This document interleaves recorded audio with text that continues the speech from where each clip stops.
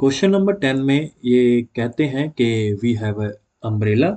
हमारे पास एक अम्ब्रेला है, ठीक है जी, जिसमें 8 रिब्स हैं। 8 रिब्स मतलब ये वाले ये जो पार्ट्स हैं ना, अम्ब्रेला के बीच में जो वायर लगी होती है, ये जो बीच में पार्ट होते हैं, इसको हम रिब्स बोलते हैं, ठीक है जी, ये वाले पार्ट को, इन वाले पार्ट्स को।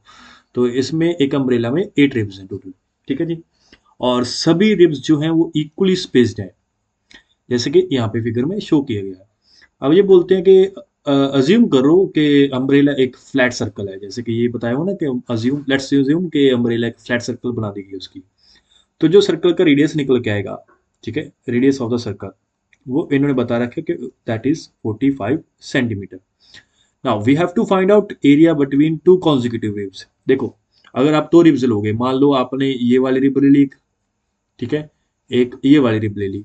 अब ये दो कॉन्जिक्यूटिव रिब्स के अंदर, ठीक है, कौन से क्या आ रहा है, एक रिब आ रही है ना, तो मतलब हमें एक रिब का एरिया निकालना है एक टाइम के ऊपर, ठीक है जी।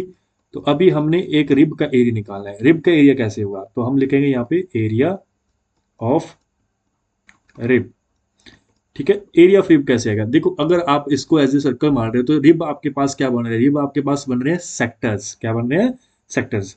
मतलब यहाँ पे हमें एरिया ऑफ सेक्टर ही निकालना है और ज्यादा कुछ नहीं करना।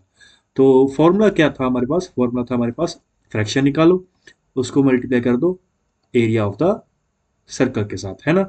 तो फ्रैक्शन क्या बनेगी, देखो, हमें कितनी रिब्स का एरिया निकालना है, एक रिब्स का एरिया निकालना है। अब टोटल रिब्स कितनी है हमारे पास, टोटल रिब्स इन्होंने बताई थी कि 8 रिब्स हैं, तो 8 के साथ क्या कर देंगे, डिवाइड, ये बन गई हमारे पास फ्रैक्शन। अब फ्रैक्शन निकलने के बाद इसको मल्टीप्लाई करना है पाई आर स्क्वायर के साथ। तो पाई की वैल्यू होती है 22/7। रेडियस इन्होंने बता रखा है 45, तो यहाँ पे आ जाएगा 45 मल्टीप्लाई बाय 45। अब इसको कंप्लीटली सॉल्व करना है। जब हम इसको कंप्लीटली सॉल्व करते हैं तो हम कुछ कटिंग के तौर पे यहाँ पे 4 आएगा, 2 पे कट गया, ये कट गया, 11 आएगा, और ज्यादा कुछ कटिंग हो नहीं रही।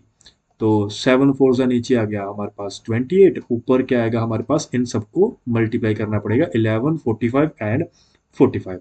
इन सबको मल्टीप्लाई किया, हमारे पास आंसर आना चाहिए 22275 सेंटीमीटर स्क्वायर। तो ये जो एरिया है, हर एक एक रिब का एरिया जो है हमने यहाँ पे निकाल लिया है। ये क्वेश्चन यहीं पे एंड होता है। अब मिलते हैं नेक्स्ट वीडियो में नेक्स्ट क्वेश्चन के साथ।